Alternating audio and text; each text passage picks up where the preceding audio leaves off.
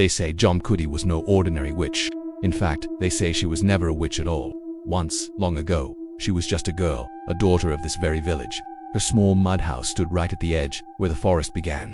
A place where lantern light struggled and the dense trees seemed to swallow every sound. Jomkudi was quiet, almost invisible. She was soft-spoken, always keeping her eyes low, avoiding the gazes of others. But a few who did dare to look closely said her eyes held a constant, deep-seated fear, as if she was always being watched by something unseen. Soon whispers began to coil around her like smoke. Villagers claimed she would vanish into the forest every single night, slipping away into the darkness, and by morning she'd return, her feet caked in fresh mud, and dark, unsettling stains on her clothes that no one could ever quite explain. This unease, this quiet suspicion, started to fester. Fear slowly curdled into accusation. Then one night, the unthinkable happened. A child from the village disappeared. Panic ignited, spreading through the lanes like wildfire. By dawn, the search ended in horror. The child's lifeless body was found just behind Jomkudi's house. No questions were asked. No one searched for the truth. The village, blinded by terror and suspicion, had already decided her fate. They dragged her from her home, pulling her to the center of the village square. She cried, she begged, she swore on her life that she was innocent. But fear is a deaf judge. It had already passed its sentence. They called her a witch, a child-eater, a monster, and they burned her alive.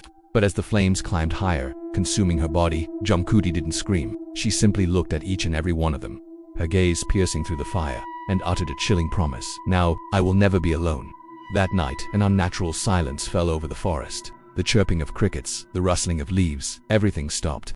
After that night, Jomkudi was no longer just a name. She became a curse, a permanent stain on the village's soul. Even today, generations later, the villagers refuse to walk near that forest after the clock strikes midnight. The elders warn the young ones, their voices low and trembling. They say if you are foolish enough to pass through that path after dark, you'll hear it. A soft, melodic sound of anklets behind you. A gentle jingle, slow, deliberate, perfectly matching your steps. You might try to walk faster, maybe even break into a run, but the sound never fades. It stays right there, just over your shoulder, a constant, chilling companion in the oppressive dark. And if you make the one fatal mistake, the mistake of turning back to see who or what is following you, well, they say that's the last thing you'll ever do. By morning, your lifeless body will be found on that same path. Your eyes will be wide open, frozen in an expression of absolute terror, a silent scream etched onto your face forever. There will be no footprints around you, no signs of a struggle, nothing, only a single, perfect set of anklet marks pressed into the mud beside you. They say Jomkudi still roams that forest, her lonely spirit forever bound to the place of her murder. She's no longer alone, just as she promised, and she's always searching, always looking for someone else to join her in the endless darkness. Thank you for watching. If you enjoyed this story, don't forget to like, subscribe, and turn on notifications for more tales from the shadows. Stay safe out there.